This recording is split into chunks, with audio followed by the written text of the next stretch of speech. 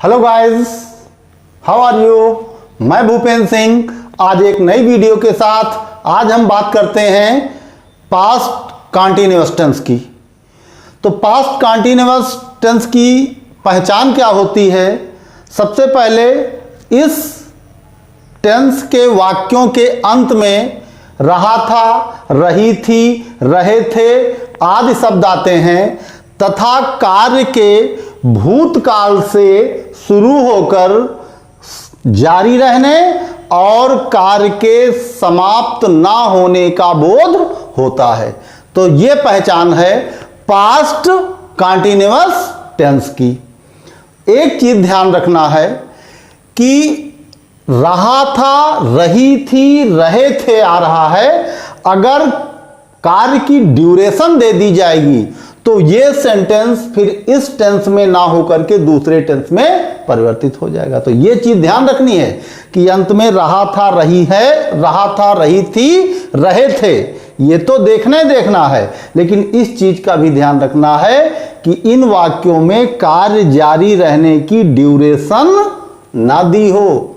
Suppose that कि 3 घंटे से क्रिकेट खेल रहा था, अगर कार्य होने की ड्यूरेशन दे दी जाएगी तो वो सेंटेंस इस टेंस का ना होकर के दूसरे टेंस का होगा। तो इस चीज का ध्यान रखना है आपको।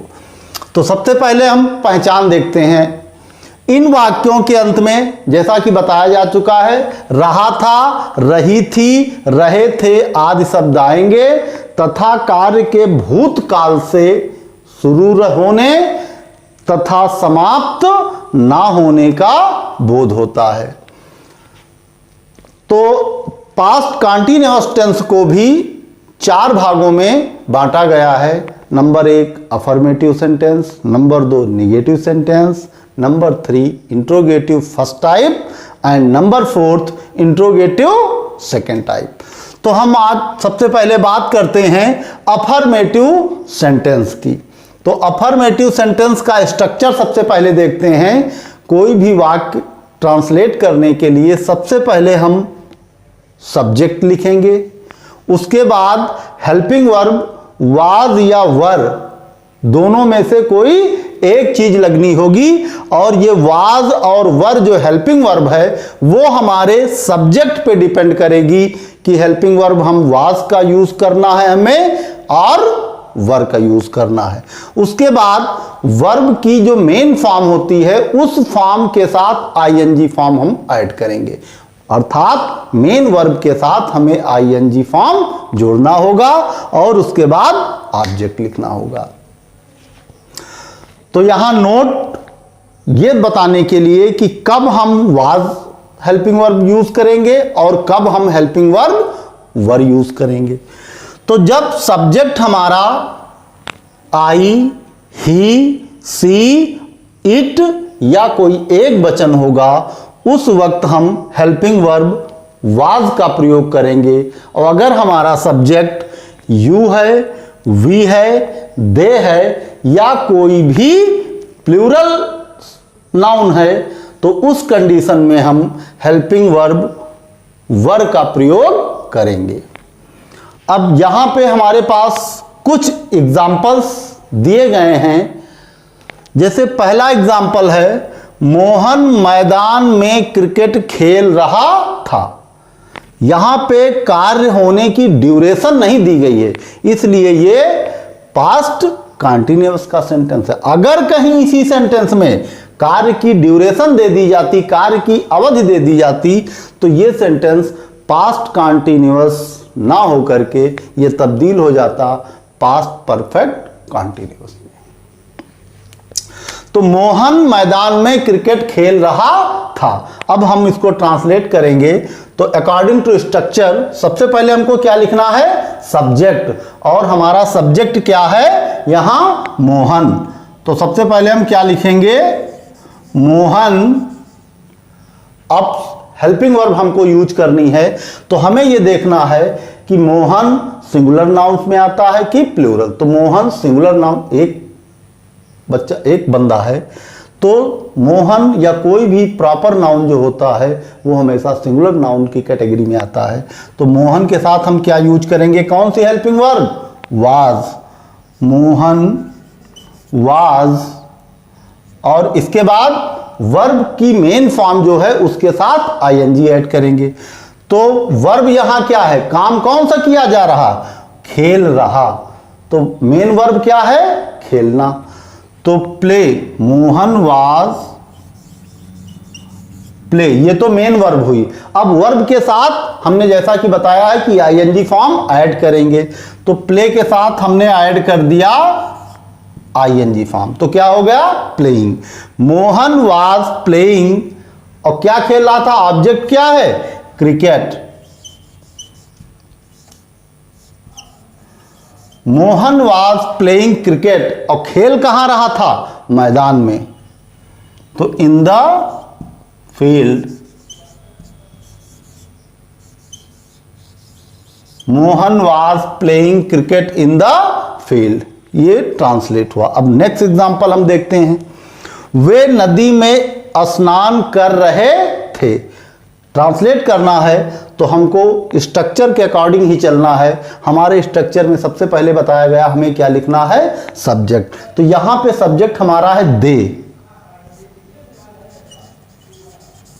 दे। अब दे के बाद हमको देखना है helping verb. Helping verb was हमें यूज करना है कि वर यूज करना है, ये डिपेंड करेगा हमारे सब्जेक्ट पे। सब्जेक्ट हमारा दे है, तो जैसा कि पहले ही बताया जा चुका है कि यू, वी और दे तथा प्लूरल नाउन होने पर हम हेल्पिंग वर्ब वर यूज करेंगे। तो दे के साथ हम कौन सी हेल्पिंग वर्ब यूज करेंगे, वर। तो दे वर। अब वर्ब हमारी क्या है, मेन वर्ब, ये तो हुई हेल्पिंग वर्ब, और मेन वर्ब हमारी है स्नान करना, बाद। दे वर बाद, और मेन वर्ब के साथ आईएनजी फॉर्म जैसा कि बताया जा चुका है, आईएनजी। तो दे वर बादिंग, कहां, इन द रिवर,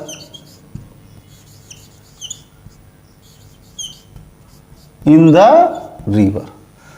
ये रहा एग्जाम्पल पास्ट कॉन्टिन्यूअस के अफर्मेटिव सेंटेंस का।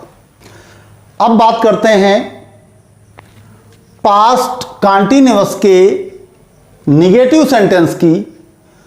वे वाक्य जिनमें नकारात्मक शब्द जुड़े होते हैं, ऐसे वाक्य निगेटिव सेंटेंस कहलाते हैं।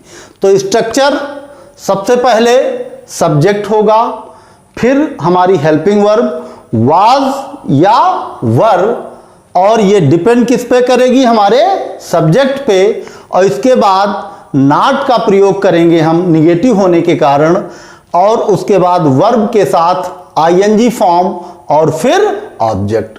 तो इसी स्ट्रक्चर के अकॉर्डिंग हमें ट्रांसलेट करना है। यहां कुछ एग्जाम्पल दिए गए हैं, तो देखते हैं। जैसे पहला एग्जाम्पल है, किसान अपना खेत कल नहीं जोत रहे थे। तो यहां पे जैसा कि सेंटेंस को पढ़ने से पता चलता है, यहां किसान एक नहीं है, क्योंकि अगर एक किसान की बात की गई होती तो होता किसान अपना खेत कल नहीं जोत रहा था। यहां रहे थे आया है, मतलब फार्मर जो हैं वो प्लूरल है, अर्थात बहुवचन है किसान। तो the farmer,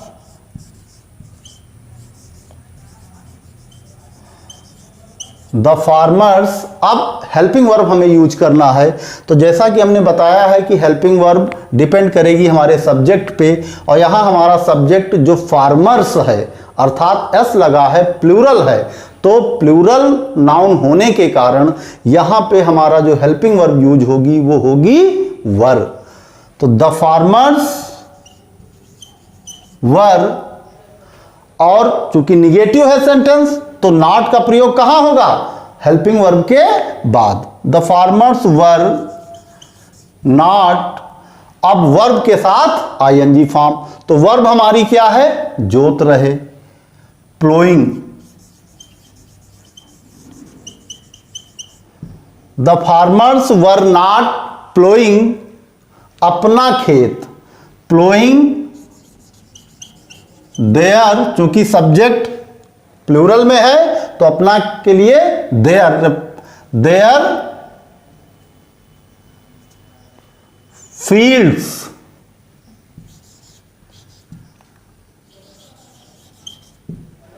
the farmers were not ploughing their fields. Next example, मोर छत पर नहीं नाच रहा था। यहां पे मोर कितने हैं? सिंगुलर नाउन है, एक मोर की बात की गई है। तो the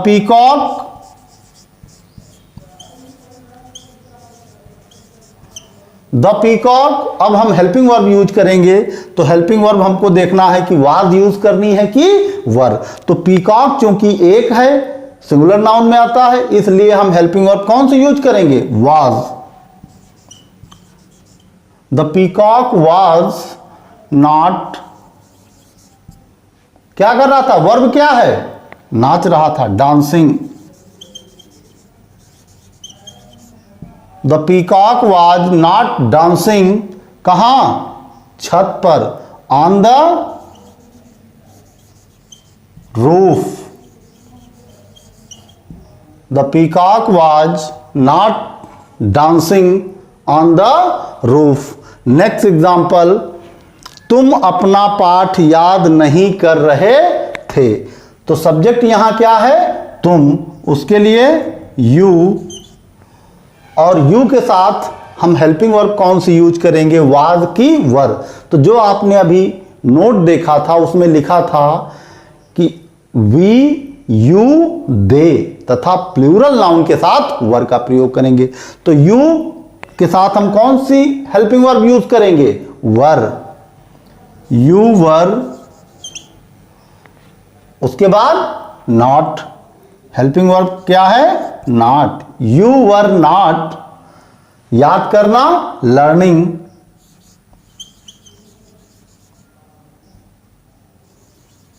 you were not learning.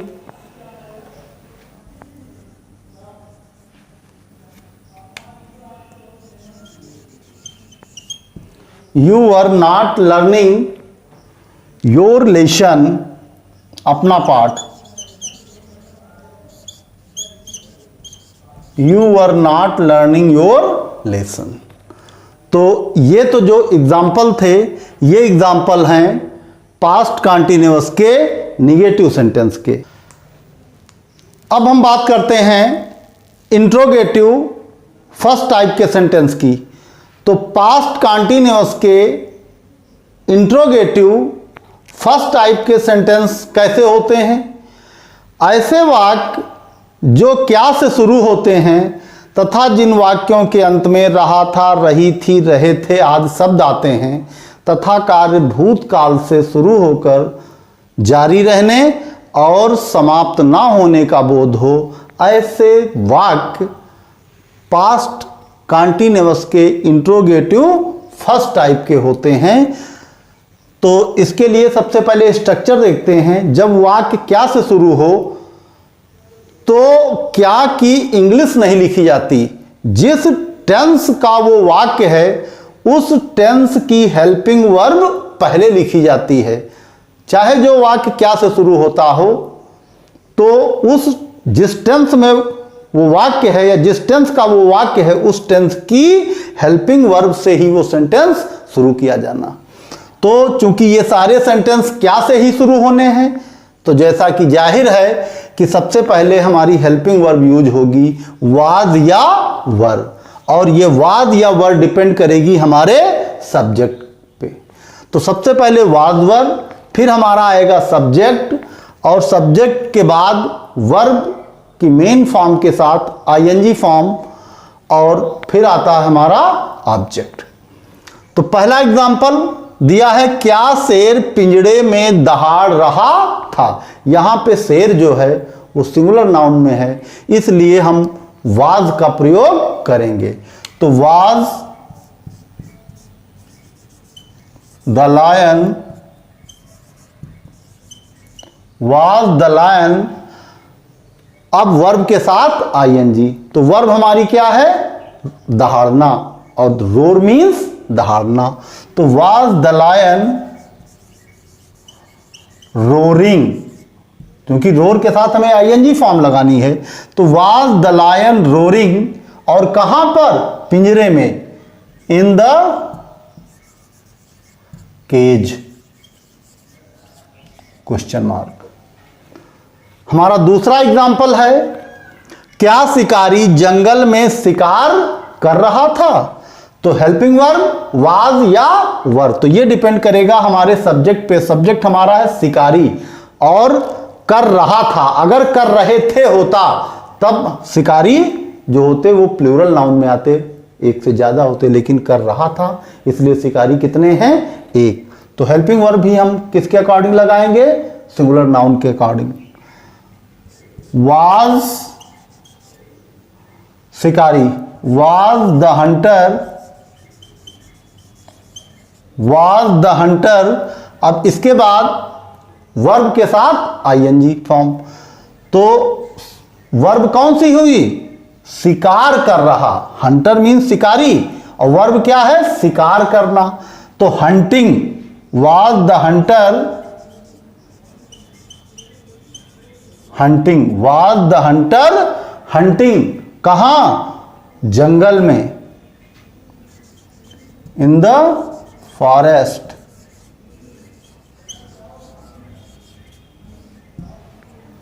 Next example, क्या वे सड़क पर खेल रहे थे? तो हेल्पिंग वर्ब हमको कौन सी लगानी है? ये डिपेंड करेगा हमारे सब्जेक्ट पे, और सब्जेक्ट हमारा है वे, अर्थात दे। तो दे के हिसाब से हमें वर लगाना होगा। तो वर, हेल्पिंग वर्ब यहां क्या लग जाएगी? वर। फिर सब्जेक्ट हमारा क्या है? दे, वर दे। और उसके बाद वर हेल्पिंग वर्ब हो गई, सब्जेक्ट हो गया हमारा। अब आता है वर्ब के साथ आईएनजी फॉर्म। तो वर्ब यहां कौन सा काम हो रहा है? खेल रहे, play. Verb they playing, verb के साथ आईएनजी फॉर्म हो गई। अब आता है हमारा ऑब्जेक्ट। ऑब्जेक्ट कार्य कहां पे हो रहा है? सड़क पर। तो verb they playing on the road, और ये रहे हमारे इंट्रोगेटिव फर्स्ट टाइप के एग्जाम्पल। अब बात करते हैं हम इंट्रोगेटिव सेकंड टाइप सेंटेंसों की। तो सबसे पहले सेकंड टाइप के सेंटेंस होते कौन से हैं? ऐसे वाक्य जिनके अंत में रहा था, रही थे, रहे थे आज सब बातें हैं, लेकिन जिनमें प्रश्नसूचक शब्द वाक्य के बीच में आते हैं। इस तरह के वाक्यों में ये वाक्य क्या से नहीं जुड़े होते, बल्कि इन वाक्यों में प्रश्नसूचक शब्द कब, कैसे, कहां, कौन, ये जो प्रश्नसूचक शब्द है ये वाक्य के बीच में आते हैं। अंत में तो वही रहा था, रही थे, रहे थे, आज सब बातें हैं। तो इसका स्ट्रक्चर देखते हैं। सबसे पहले क्वेश्चन वर्ड, जो हमारे वाक्य के बीच में प्रश्नसूचक शब्द आया है, उस प्रश्नसूचक शब्द की इंग्लिश पहले लिखी जाएगी, और उसके बाद फिर हमारी रही हेल्पिंग वर्ब, और ये हेल्पिंग वर्ब डिपेंड किसके अकॉर्डिंग करेगी? सब्जेक्ट के। फिर सब्जेक्ट लिखा जाएगा, और सब्जेक्ट के बाद वर्ब की मेन फॉर्म के साथ आईएनजी फॉर्म, और फिर ऑब्जेक्ट। कुछ एग्जाम्पल दिए गए हैं, जैसे तुम उसे क्यों पीट रहे थे? तो सबसे पहले क्वेश्चन वर्ड, हमारा क्वेश्चन वर्ड क्या है इसमें? क्यों। तो सबसे पहले हम क्या लिखेंगे? क्यों की इंग्लिश, अर्थात वाई। और क्वेश्चन वर्ड के बाद हमें लिखना है हेल्पिंग वर्ब। तो हेल्पिंग वर्ब हम चेक करेंगे सब्जेक्ट के अकॉर्डिंग कि कौन सी लगी है, वाज की वर्ब। तो हम देखेंगे सब्जेक्ट हमारा यहाँ क्या है? तुम, कार्य करने वाला कौन है यहाँ? तुम, अर्थात यू। तो यू के हिसाब से हमें हेल्पिंग वर्ब कौन सी लगानी होगी? वर्ब। तो व्हाई वर्ब, अब सब्जेक्ट यूज करेंगे यू। व्हाई वर्ब यू, अब वर्ब के साथ आईएनजी फॉर्म, अर्थात कौन सी वर्ब है यहाँ? पीट रहे। व्हाई वर्ब यू बीटिंग, और ऑब्जेक्ट यहां कौन है? किसे पीट रहे थे? इसे। तो व्हाई वर यू बीटिंग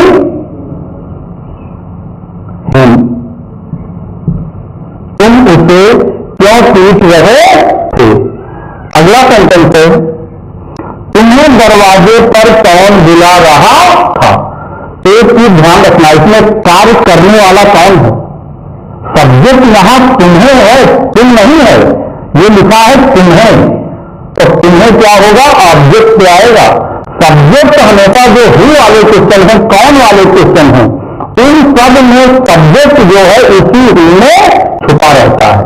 क्योंकि काम करने वाला कौन है ये पता नहीं है, लेकिन काम किसने किया है। जैसे तुम्हें दरवाजे पर कौन बुला रहा, तो यहां काम करने वाला जो है, जिसने भी आवाज लगाई है, कार्य करने वाला वो है। सब्जेक्ट किसने छुपा है, क्योंकि कार्य उसने किया। अब ये बात अलग है कि वो पता नहीं कि किसने आवाज लगाई, लेकिन वो जो भी रहा है काम करने वाला वो रहा। तो जो भी सेंटेंस हु वाले होते हैं उनमें सब्जेक्ट हु में ही छुपा होता। तो सबसे पहले क्वेश्चन वर्ड यहां क्या है, कौन। हम क्या लिखेंगे, हु। अब क्वेश्चन वर्ड तो हो गया, अब हमको लिखना है हेल्पिंग वर्ड, वाज या वर। तो सब्जेक्ट, क्योंकि बुलाने वाला दो चार नहीं था, बुलाने वाला आवाज लगाने वाला कोई एक होगा। हम सिंगुलर मान के चलते हैं कि आवाज लगाने वाला कोई एक बनता। तो हु वाज, अगर बुलाने वाला कोई ग्रुप है तब यहां पे वाज की जगह हम क्या यूज करेंगे, वर। तो हु वाज कॉलिंग, उसके बाद हु वाज कॉलिंग। अब आता है ऑब्जेक्ट। ऑब्जेक्ट यहां कौन है, यू। किसको बुलाया गया है, तुम्हें। तो हु वाज कॉलिंग यू, कहां, एट द डोर।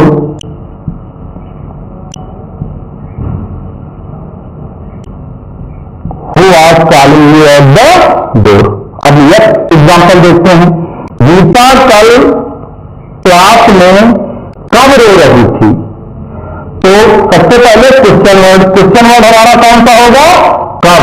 तो कब के लिए इंग्लिश होगी व्हेन। और व्हेन के बाद अब हमें हेल्पिंग वर्ड चाहिए वाज या वर में से। तो वाज वर की जो हेल्पिंग वर्ड है वो डिपेंड करेगी हमारे सब्जेक्ट से, और सब्जेक्ट यहां हमारा क्या है, गीता। तो हम was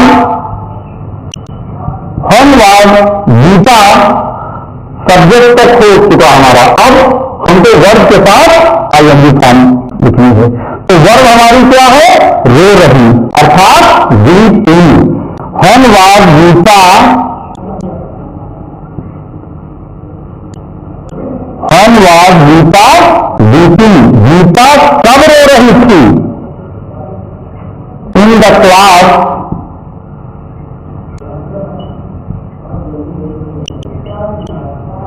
When was Gita weeping in the class. और ये कब की बात है, कल की, बीते हुए समय की।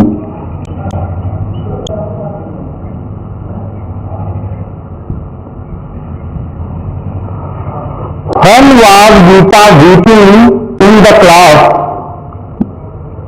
गीता क्लास में कब रो रही थी। गीता कल क्लास में कब रो रही थी, मतलब रोई तो ये कल है, लेकिन टाइम नहीं पता है कि कब रोई है, इसलिए कहा गया व्हेन वाज गीता वीपिंग। पहले तो गीता कब रो रही थी, और ये 2-4 दिन पहले की बात नहीं की गई है, कल। अर्थात कल कितने समय गीता क्लास में, ये तो क्या गीता कल क्लास में रो रही थी, लेकिन कब रो रही थी ये कोई जानना चाहता। तो गीता कल क्लास में कब रो रही थी, सुबह, दोपहर, शाम, कितने समय। तो ये तो एग्जाम्पल जो थे, ये एग्जाम्पल हुए हमारे past continuous interrogative second type के। और इस टेंस से संबंधित कुछ अनुवाद हैं, ट्रांसलेशन हैं, जो आपको होमवर्क के तौर पे करना है।